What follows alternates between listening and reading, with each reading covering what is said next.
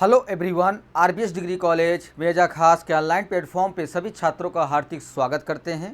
छात्रों, आज बीएससी एजी second semester के अंतर्गत जो आपका सब्जेक्ट है फंडामेंटल ऑफ क्रॉप फिजियोलॉजी के अंतर्गत जो हम टॉपिक लेकर आए हुए हैं छात्रों, वह टॉपिक आपका है functions and deficiency symptoms of nutrients plant जो है। ठीक है, इसका अर्थ यह हुआ कि पौधों में पोषक तत्वों के कार्य एवं कमी के लक्षण के विषय में आज हम लोग यह टॉपिक लेकर आए हुए हैं, जिसमें आपको हम पौधों को स्वस्थ रखने के लिए, उसके वृद्धि और विकास के लिए जो है हमें जो किस पोषक तत्वों की सबसे ज़्यादा आवश्यकता पड़ती है और किन पोषक तत्वों की जो है कम आवश्यकता पड़ती है, आज हम लोग इस टॉपिक के अंतर्गत अध्ययन करने चल रहे हैं। ठीक है, क्योंकि आप लोग भी बहुत अच्छे तरीके से समझते हैं छात्रों कि आज का जो जलवायु परिवर्तन है, वातावरण में जो परिवर्तन हो रहा है, इसके कारण से हमारे पौधों के ऊपर बहुत ही ज़्यादा प्रभाव पड़ रहा है, क्योंकि उन्हें सही समय पर सही जो है पोषक तत्वों को जो है अवशोषण करने के लिए क्या कहते हैं स्थान नहीं मिलता है या जगह नहीं मिलता है। जहाँ पे कम न्यूट्रिएंट्स पाए जाते हैं वहाँ पे जो है पौधे अगर आप अंकुरण के लिए लगाते हैं तो वहाँ पे पौधे अच्छे तरीके से वृद्धि और विकास नहीं कर पाते हैं। उसके कई कारण हैं, कई कमियां हैं, जिसे हम आज इस टॉपिक के अंतर्गत आपको अध्ययन कराएंगे जो है। ठीक है, आइए स्क्रीन पर चलते हैं।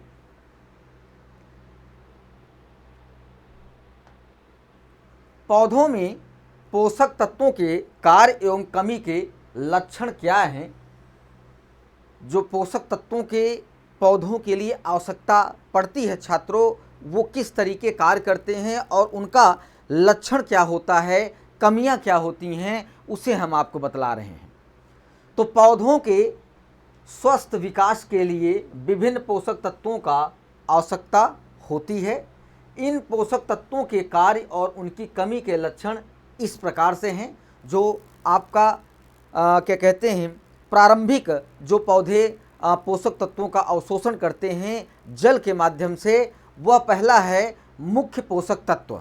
ठीक है, माइक्रोन्यूट्रिएंट्स, ये पौधों को बड़ी मात्रा में इसकी आवश्यकता पड़ती है, जिसे हम कहते हैं एनपीके।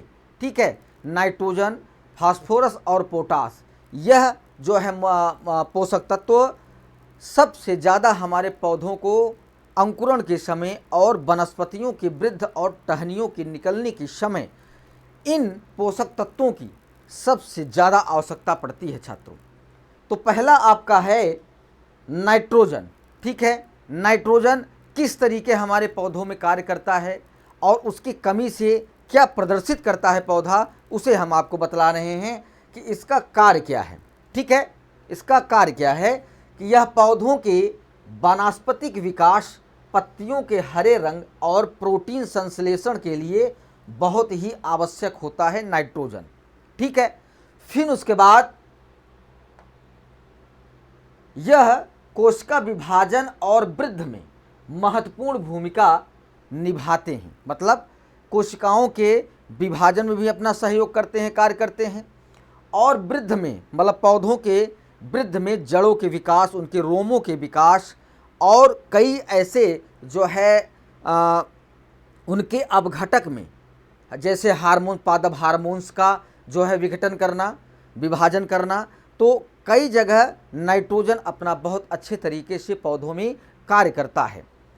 तो उसके नाइट्रोजन की कमी से पौधों के अंदर क्या कमियां आती हैं, उसे हम आपको बतला रहे हैं कि कमी के जो लक्षण हैं। ठीक है, तो पुरानी पत्तियां जो है पीली पड़ जाती हैं, जैसे जो प्रारंभिक पत्तियां निकलती हैं वह धीरे धीरे उसमें और भी पत्तियां जो है ऊपर के स्तंभ में आती हैं। तो जब नाइट्रोजन की कमी होती है तो जो नीचे की पत्तियां हैं वह पीली होना प्रदर्शित कर देती हैं, तो जिससे किसान को यह पता चलता है कि हमारे पौधों में नाइट्रोजन की कमी आ रही है।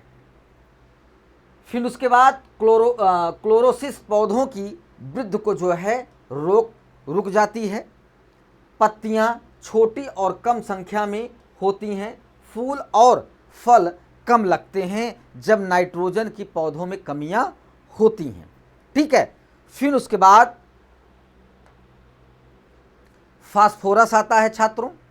फास्फोरस जो है यह इसका कार्य क्या है? कार्य यह जड़ों के विकास, फूल और फल बनाने, बीज निर्माण और ऊर्जा स्थानांतरण के लिए महत्वपूर्ण है। यह पौधों की रोग प्रतिरोधक क्षमता को भी जो है बढ़ाता रहता है। मतलब कहने का अर्थ यह है जो भी यह जड़ों के विकास में कार्य करता है फास्फोरस आपका, फूल और फल बनाने में, बीज के निर्माण में अपना कार्य करता है, और ऊर्जा स्थानांतरण मतलब एक जगह से ऊर्जा को दूसरी जगह पहुंचाने की प्रक्रिया फास्फोरस के द्वारा होती है।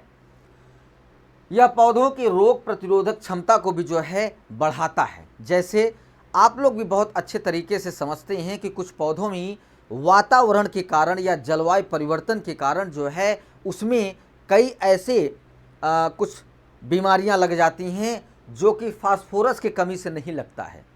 तो वहाँ पे जब फास्फोरस का प्रभाव ज़्यादा होता है पौधों में, तो वहाँ पे जो है जो प्रतिरोधी रोग वातावरण जलवायु परिवर्तन के द्वारा आ रहे हैं, तो वो जो है उन्हें प्रतिरोधी बनाता है पौधों को लड़ने के लिए। ठीक है, फिर उसके बाद फास्फोरस के कमी के लक्षण क्या है, वह क्या पौधों पे प्रदर्शित करता है? पत्तियां और तने बैंगनी या लाल रंग के हो जाती हैं, जड़ों के विकास धीमी हो जाता है, फूल और फल कम लगते हैं या देर से आते हैं, पौधे जो है बौने हो जाते हैं, छोटे हो जाते हैं जब फास्फोरस की कमी होती है पौधों के अंदर। ठीक है छात्रों, फिर उसके बाद पोटेशियम आता है आपका। पोटेशियम क्या कार्य करता है पौधों के अंदर जो है?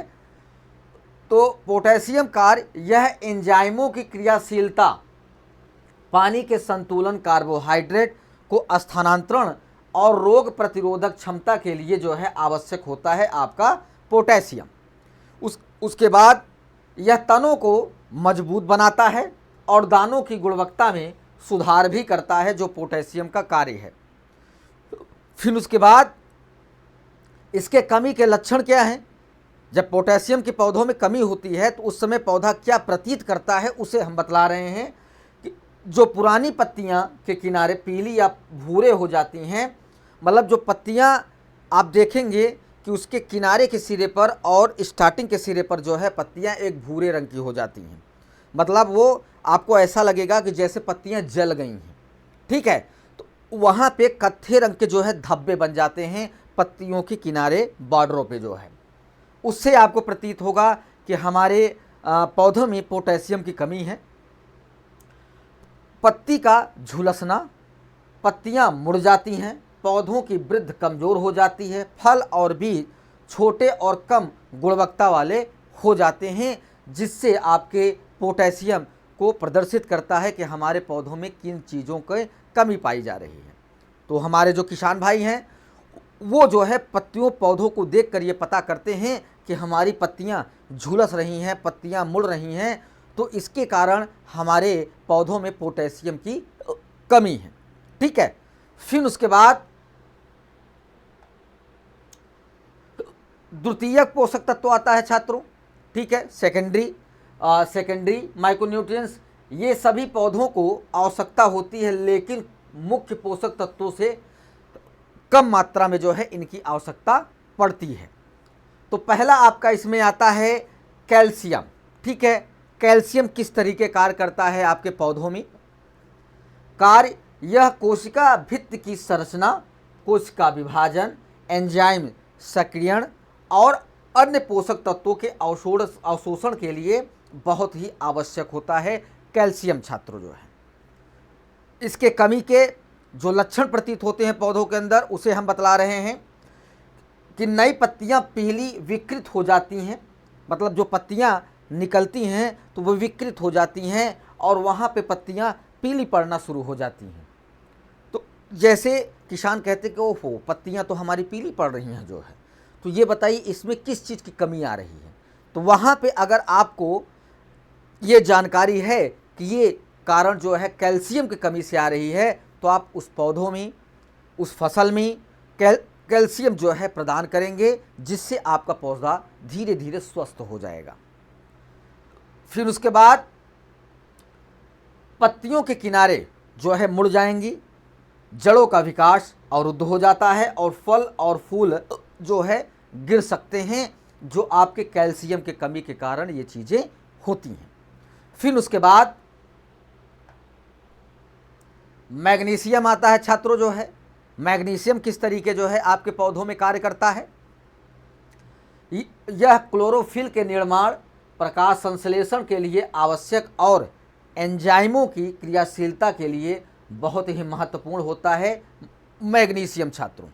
ठीक है, तो इसकी कमी के क्या मतलब प्रतीत होते हैं पौधों पर, उसे हम बतला रहे हैं कि कमी के जो लक्षण, पुरानी पत्तियों के नसों के बीच का भाग पीला पड़ जाता है। मतलब इसे आप अगर पत्तियों को तोड़कर आप अपने हाथों में रखकर आप उसे स्पष्ट अगर आप देखेंगे तो उसकी जो बीच की धाराएं होती हैं, जो बीच से उसकी जो है एक संरचना बनी रहती है पत्तियों की, तो उसकी संरचना आपको पीली दिखाई देगी। तो इससे आपको पता चलेगा कि हमारे फसल में मैग्नीशियम की कमी आ रही है। ठीक है, फिर यह पत्तियां जो है धीरे धीरे गिर जाती हैं और पौधों की वृद्धि जो है धीमी हो जाती हैं। आप भी बहुत अच्छे तरीके से समझते हैं छात्रों जो है कि अगर पौधों में पत्तियां नहीं रहेंगी तो पौधा न तो भोजन बना पाएगा, न तो अच्छे से उसका जड़ विकास हो सकता है, न उसके रोम अच्छे से, फल और फूल भी अच्छे तरीके से नहीं रख सकते हैं, क्योंकि पत्तियां ही जो है भोजन निर्माण में प्रकाश संश्लेषण की क्रिया के द्वारा भोजन निर्माण में जो है बहुत महत्वपूर्ण भूमिका अदा करते हैं। फिर आपका आता है सल्फर। ठीक है, सल्फर किस तरीके पौधे में जो है कार्य करता है, यह प्रोटीन संश्लेषण, क्लोरोफिल निर्माण और एंजाइमों की क्रियाशीलता के लिए बहुत ही आवश्यक होता है सल्फर छात्रों। इसके कमी के जो लक्षण होते हैं उसे हम बतला रहे हैं कि नई पत्तियां पीली पड़ जाती हैं, पूरी पत्तियां जो है पीली पड़ती हैं जब सल्फर की कमी होती है। पौधों की वृद्धि धीमी हो जाती है, तने पतले और कठोर हो जाते हैं। जब आपके सल्फर की कमी होती है छात्रों, तो पौधों की जो टहनियाँ हैं, पत्तियां हैं, वो काफ़ी कठोर हो जाती हैं, सख्त हो जाती हैं। फिर उसके बाद आता है कि सूक्ष्म पोषक तत्व, माइक्रोन्यूट्रिएंट्स। ये पौधों को बहुत कम मात्रा में आवश्यकता होती है, लेकिन ये भी बहुत महत्वपूर्ण कार्य के लिए जो है ज़रूरी होते हैं, या जो है माइक्रोन्यूट्रिएंट्स तत्व जो है। तो लोहा आपका आता है छात्रों। इसका कार्य क्या है, यह क्लोरोफिल संश्लेषण, एंजाइम क्रिया और श्वसन में जो है शामिल होता है आपका लोहा। कमी के जो लक्षण आते हैं उसे हम बतला रहे हैं कि नई पत्तियों की नसों के बीच का भाग पीला पड़ जाता है। गंभीर कमी में पूरी पत्ती पीली और सफ़ेद हो जाती है, जहाँ पे आपके लोहा की जो है एक तरीके से कमी होती है, तो पौधा इस तरीके प्रदर्शित करता है कि उसकी पत्तियाँ पीली पड़ जाती हैं और पूरी जो है सफ़ेद पड़ जाती हैं। ठीक है, फिर उसके बाद मैग्नीज आता है छात्रों। मैग्नीज क्या कार्य करता है पौधों के अंदर, यह एंजाइम सक्रियण, क्लोरोफिल संश्लेषण और नाइट्रोजन उपापचय में जो है शामिल होता है आपका मैग्नीज। ठीक है, तो इसके कमी से क्या लक्षण प्रतीत होते हैं, नई पत्तियों पर पीले धब्बे दिखाई देते हैं, नसों के बीच का भाग पीला पड़ जाता है, पत्तियां खुरदरी हो जाती हैं, जिसके कारण से आपकी पत्तियां धीरे धीरे जो है गिरकर ज़मीन के जो है सतह पर क्या कहते हैं दिखाई देना शुरू हो जाती हैं, और आपके पौधों में पत्तियों की कमी हो जाती है, जिसके कारण से पौधे अच्छे तरीके से वृद्धि और विकास नहीं कर पाते हैं। फिर आता है जिंक छात्रों। तो जिंक का क्या कार्य है, यह एंजाइम सक्रियण, हार्मोन संश्लेषण और कोशिका विभाजन के लिए बहुत आवश्यक होता है जिंक। ठीक है, फिर उसके बाद कमी के इसके लक्षण, नई पत्तियां छोटी और पीली हो जाती हैं, पत्तियों पर भूरे धब्बे दिखाई दे सकते हैं, पौधों की वृद्धि रुक जाती है जब आपके जो है जिंक की कमी होती है पौधों के अंदर। फिर उसके बाद तांबा आता है छात्रों, ठीक है। इसका क्या कार्य है? यह एंजाइम सक्रियण और क्लोरोफिल निर्माण में अपना सहयोग देते हैं। इसके कमी के लक्षण: नई पत्तियां मुरझा जाती हैं, पत्तियों के सिरे नीचे की ओर मुड़ जाती हैं, पौधों की जो है वृद्धि एक तरीके से रुक जाती है आपके तांबा की कमी से, ठीक है। फिर उसके बाद बोरान आता है छात्रों। जो है बोरान किस तरीके हमारे पौधों में जो है कमी होने पर क्या प्रतिक्रिया करता है या क्या कार्य करता है? तो कार्य इसका, यह कोशिका विभाजन, कोशिका भित्ति निर्माण, शर्करा परिवहन और फूल विकास के लिए बहुत ही आवश्यक होता है बोरान। इसके कमी के जो लक्षण हैं, यह नई पत्तियां विकृत हो जाती हैं, कलियां मर जाती हैं, तने और फल फट जाते हैं, फूलों का विकास अवरुद्ध हो जाता है जब बोरान की कमी होती है। फिर आता है मोलिब्डेनम, ठीक है। तो इसका क्या कार्य है? यह नाइट्रोजन स्थिरीकरण, दलहनी पौधों में नाइट्रोजन रिडक्शन में शामिल होता है, जो मोलिब्डेनम का कार्य है, ठीक है। इसके कमी के क्या लक्षण हैं?